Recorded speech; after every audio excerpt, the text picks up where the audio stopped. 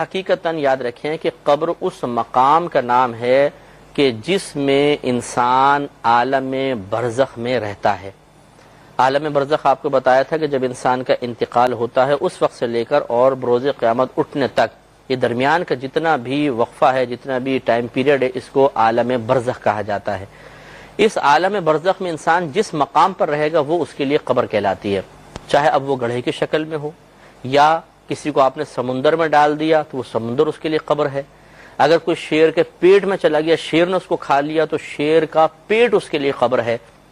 اور وہیں پر عذاب و ثواب کا سلسلہ جاری و ساری ہو جاتا ہے۔ لیکن نہ شیر عذاب محسوس کرتا ہے، نہ آپ اس مردے کی چیخیں سن سکتے ہیں، بلکہ اللہ تبارک و تعالیٰ کا یہ ایک عجیب نظام ہے کہ عقل کی رسائی وہاں تک نہیں ہو سکتی ہے۔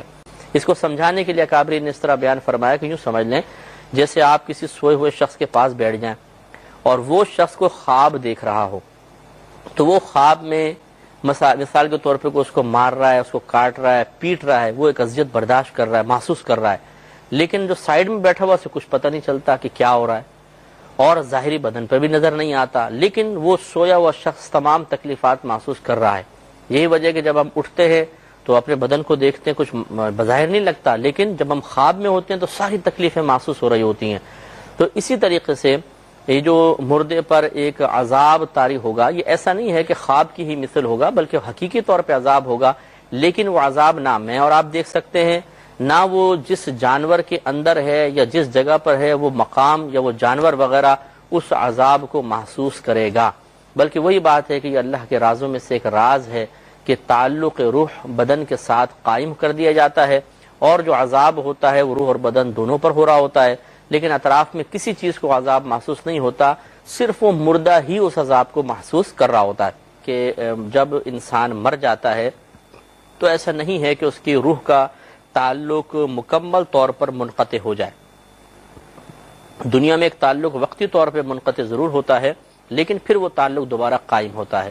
لیکن وہ تعلق اس طرح قائم نہیں ہوتا جیسے زندگی میں انسان کے جسم اور روح کا تعلق ہوتا ہے، کہ زندگی میں یعنی دنیا کے اندر تو پوری کی پوری روح گویا کہ انسان کے اندر ہوتی ہے اور وہ بالکل آپ کو جیسے زندہ نظر آتا ہے، لیکن مرنے کے بعد اس روح کا کچھ تعلق ایسا بدن کے ساتھ قائم ہوتا ہے کہ وہ مکمل طور پہ اندر سرایت تو نہیں کرتی ہے، لیکن انسان اس کے اس تعلق کی وجہ سے ایک قسم کی حیات اور زندگی پا جاتا ہے، اور اسی زندگی کی وجہ سے وہ عذاب کا الم اور درد محسوس کرتا ہے اور نعمتوں کی لذت کو محسوس کرتا ہے۔ تو ہم آپ کی خدمت میں شرع عقائد کی عبارت عرض کر رہے تھے کہ جو علماء اسلام کے عقائد ہیں کہ مرنے کے بعد روح کا تعلق کس طرح کا مردے کے ساتھ قائم ہوتا ہے، تو اس میں انہوں نے ارشاد فرمایا کہ بے شک یہ بات بالکل جائز ہے، یعنی اس کا عقیدہ رکھنا چاہیے کہ اللہ تبارک و تعالی مردے کے تمام یا اس کے بعض اجزاء میں زندگی کی ایک نوع پیدا کر دیتا ہے، ایک قسم پیدا کر دیتا ہے، اور اس کی مقدار اتنی ہوتی ہے کہ وہ کم از کم عذاب کے الم کو اور نعمتوں کی لذت کو محسوس کر سکے۔ اور کہتے ہیں کہ اس سے یہ لازم نہیں آتا کہ پوری کی پوری روح بدن میں لوٹا دی جاتی ہے، اور یہ بھی لازم نہیں آتا کہ جب روح کا تعلق بدن سے قائم ہوا تو وہ چاہیے کہ مردہ اٹھ کے حرکتیں کرنا شروع کر دے اور بے قراری اور اضطراب کا اظہار کرے، کیونکہ وہ ایک ایسا تعلق قائم ہوتا ہے کہ مکمل روح اندر آتی بھی نہیں ہے۔ جیسے ابھی ہمارے اندر روح ہے تو ہاتھ ہلا سکتے ہیں، اٹھ سکتے ہیں، دائیں بائیں دیکھ سکتے ہیں، تو ایسا تو نہیں ہے کہ پوری کی پوری روح اس مردے کے اندر چلی جائے، تو پھر تو وہ اسی طرح حرکتیں کرتا ہے جیسے ایک زندہ آدمی کرتا ہے۔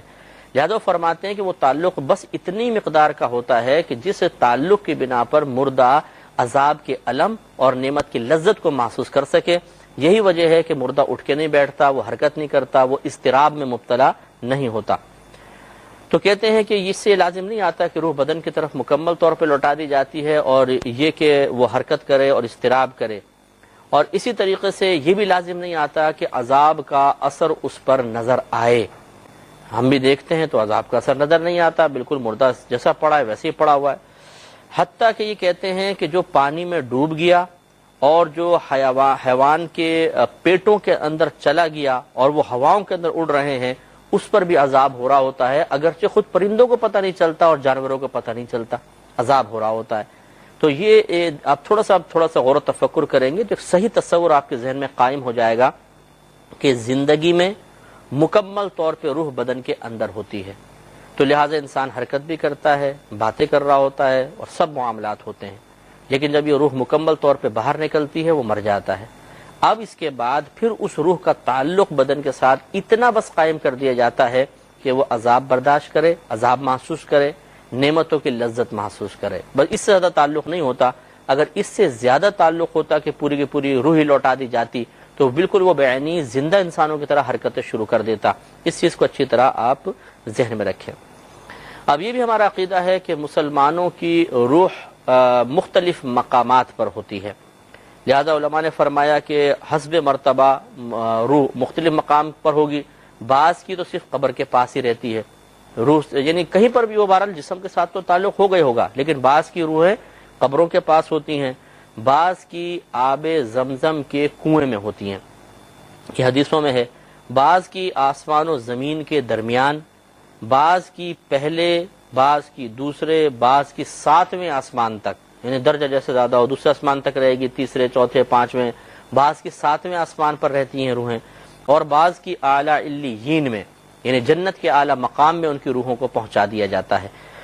تو اس کے سلسلے میں علامہ جلال الدین سیوطی رحمۃ اللہ علیہ نے اپنی مشہور کتاب جو احوال برزخ کے بارے میں ہے، شرح الصدور بشرح حال الموتى والقبور، اس میں بہت ساری کتب حدیث سے حدیثیں جمع کی ہیں، وہ میں چند حدیثیں آپ کی خدمت میں عرض کرتا ہوں تاکہ ہمیں معلوم ہو کہ جو یہ ہم نے عقیدہ رکھا ہے یہ کوئی اپنے پاس سے وضع کردہ نہیں ہے، بلکہ ہمارے نبی کریم صلی اللہ علیہ وسلم نے اس کی اطلاع دی ہے۔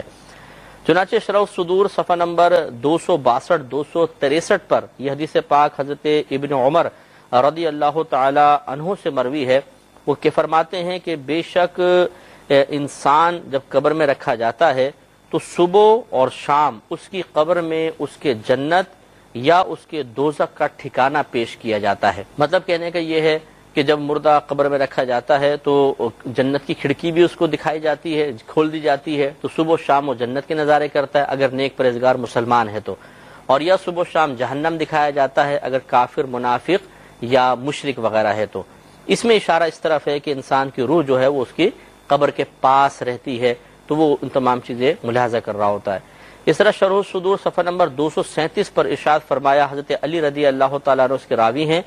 آپ فرماتے ہیں کہ ارواح المؤمنین فی بئر زمزمہ، کہ مومنین کی روحیں آب زمزم کے کنویں میں ہیں، یعنی زمزم کے کنویں میں ہیں۔ تو یہ بھی حدیث پاک میں چونکہ آیا، ہمارے نبی کریم نے اطلاع دی، اس پر ہمارا ایمان ہونا چاہیے۔ اسی طرح صفحہ نمبر 236 پر مغیرہ بن عبداللہ رضی اللہ تعالی عنہ سے یہ روایت ہے، یہ کہتے ہیں کہ بے شک روح جب بدن سے نکلتی ہے تو وہ آسمان اور زمین کے درمیان رہتی ہے، حتی یرجع الی جسدہ، حتی کہ اسے اس مردے کے بدن کی طرف لوٹایا جائے گا، یعنی اس میں اشارہ کر دیا کہ زمین و آسمان کے درمیان ہے۔ صفحہ نمبر 235 پر حضرت ابو ہریرہ رضی اللہ تعالی عنہ سے یہ حدیث پاک مروی ہے کہ نبی کریم صلی اللہ علیہ وسلم نے ارشاد فرمایا، ان ارواح المؤمنین فی السماء السابعۃ ينظرون الی منازلہم فی الجنہ، کہ بے شک مومنین کی روحیں 7ویں آسمان میں ہیں، وہ جنت میں اپنے مقامات کو دیکھ رہے ہیں، یعنی 7ویں آسمان سے ان کو جنت نظر آتی ہے، وہ جنت میں اپنے مقامات دیکھ رہے ہوتے ہیں۔ اس میں نبی کریم صلی اللہ علیہ وسلم نے مومنین کی ارواح کو 7ویں آسمان پر قرار دیا۔ ابو داؤد شریف میں ہے، سنن ابو داؤد میں حدیث نمبر 2520 ہے، حضرت ابن عباس رضی اللہ تعالی عنہ اس کے راوی ہیں۔ یہ فرماتے ہیں کہ نبی کریم صلی اللہ علیہ وسلم نے ارشاد فرمایا کہ جب تمہارا کوئی بھائی دنیا سے رخصت ہو جاتا ہے تو اللہ تبارک و تعالی ان کی روحوں کو سبز پرندوں کے پیٹ میں رکھ دیتا ہے، سبز پرندوں کے پیٹ میں، اور وہ جنت کی نہروں پر اڑتے ہیں، اس کے پھلوں میں سے کھاتے ہیں اور اس کی قندیلوں پر بیٹھتے ہیں، وہ قندیلیں کہ جو عرش کے سائے کے تحت لٹکی ہوئی ہیں۔ تو یہ اس میں اشارہ کر دیا کہ بعض لوگوں کی روحیں جنت میں پہنچائی جاتی ہیں اور جنتی پرندوں کے پیٹ یا پوٹے کے اندر ان کو رکھ دیا جاتا ہے، اور جنتی پرندے اڑتے ہیں تو گویا کہ وہ روح بھی اس کے ساتھ سیر کر رہی ہوتی ہے۔ اور اسی طرح شرح صحیح مسلم جو امام نووی رحمۃ اللہ علیہ کی تصنیف ہے، اس کی جلد نمبر 2 صفحہ نمبر 286 پر آپ ایک حدیث کی شرح کرتے ہوئے جس میں رفیق الاعلی کا لفظ استعمال ہوا تھا، یہ کہتے ہیں کہ صحیح یہ ہے اور وہ جس پر جمہور متفق ہیں کہ مراد رفیق اعلیٰ کے ساتھ، یعنی رفیق اعلیٰ مانے اعلیٰ ساتھی، ان سے مراد کون ہے؟ کہتے ہیں وہ انبیاء علیہ السلام ہیں جو اعلیٰ علیین میں رہتے ہیں۔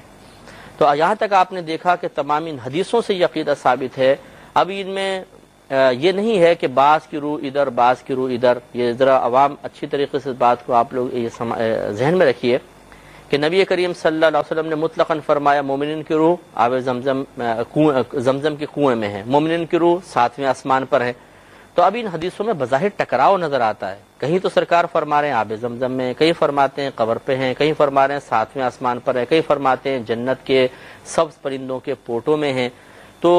یہ علماء کا کام ہوتا ہے کہ پھر یہ کہہ کر کے جی ایک حدیث کو صحیح مان لیتے ہیں، باقی سب کے مضامین چونکہ اس سے ٹکرا رہے ہیں اس کو رد کر دیا جائے، یہ غلط ہے۔ بلکہ اب کہا یہ جائے گا کہ بعض کے بارے میں سرکار نے خبر دی کہ ان کی روحیں 7ویں آسمان پر ہیں، بعض کے بارے میں خبر دی کہ وہ قبر پر روحیں رہتی ہیں، بعض آسمان و زمین کے درمیان۔ تو اب پھر تمام حدیثوں پر عمل ہو جائے گا، تمام حدیثوں میں آپس میں موافقت پیدا ہو جائے گی۔ تو اس لیے بنیادی اصول بھی یاد رکھیے گا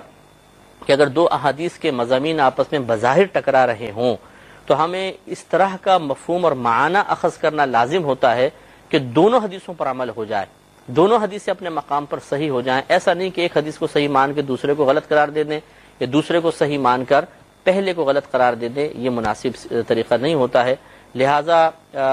یہ نتیجہ یہ نکلا کہ یہ عقیدہ رکھنا ہوگا کہ مومنین کی ارواح مختلف مقامات پر ہوتی ہیں۔ لیکن اس کے مقابلے میں یاد رکھیے کہ جو کافر کی روح ہوتی ہے، مشرک کی روح ہوتی ہے، جس کو معذب روح کہتے ہیں، معذب مانے جس پر عذاب نازل ہو رہا ہے، یہ جیسے کہ آپ نے حدیث نے سنا تھا مسند امام احمد بن حنبل میں کہ اللہ تعالیٰ فرماتا ہے کہ اس کو 7ویں زمین کے نیچے پہنچا دو، مقام سجین میں پہنچا دو، تو وہ روحیں مقید ہوتی ہیں اور یہ باہر نہیں نکل سکتی، بالکل اپنے مقام پہ مقید ہو کر ان کا تعلق بدن سے ضرور ہوگا اور عذاب وغیرہ یہ برداشت کرتے رہیں گی، اور جسم بھی اس مردے کا عذاب برداشت کر رہا ہوگا، چاہے مردے کو جلا دیا جائے، اس کے اجزاء چاہے جلا کے راکھ بنا کر اڑا دی جائے، لیکن اس کے باوجود روح اور بدن کا تعلق قائم رہتا ہے اور وہ عذاب محسوس کرتا رہے گا۔ تو معلوم یہ ہوا کہ کفار، مشرکین، منافقین کی روحیں اس طرح نہیں ہے کہ وہ پوری دنیا میں گردش کر رہی ہوں، بلکہ ان کو تو مقید کر دیا جاتا ہے۔ مومنین کی ارواح سیر کرتی ہیں آسمان و زمین میں، جیسے کہ ابھی ہم حدیثیں عرض کرتے ہیں، لیکن کافر کی روح معذب روح ہوتی ہے، وہ اپنے مقام پہ بند رہتی ہے۔ اس سے یہ بھی نتیجہ نکل آیا کہ یہ جو بدروح کا تصور ہے کہ جو بری روحیں آ جائیں گی، بدروح آ جائے گی، اور مطلب ہم نے سایہ سا دیکھا وہ روح کا سایہ تھا، بری روحیں ہیں، کہیں ایسا نہیں ہوتا کہ وہ گندی روح کبھی باہر نکل ہی نہیں سکتی، وہ اپنے مقام پر بند ہوتی ہے۔ ہاں یہ ہو سکتا ہے کہ وہ جن ہوں اصل میں اور آپ اس کو روح کا تصور لے کے بیٹھے ہوئے ہیں تو آپ کے ذہن میں روح کا تصور آ جائے، وہ جنات تو ہو سکتے ہیں، لیکن جتنی بھی بری ارواح ہے ان کو کہیں گھومنے کی اجازت نہیں ہوتی ہے، یہ ایک مقام پر بند ہوتی ہے۔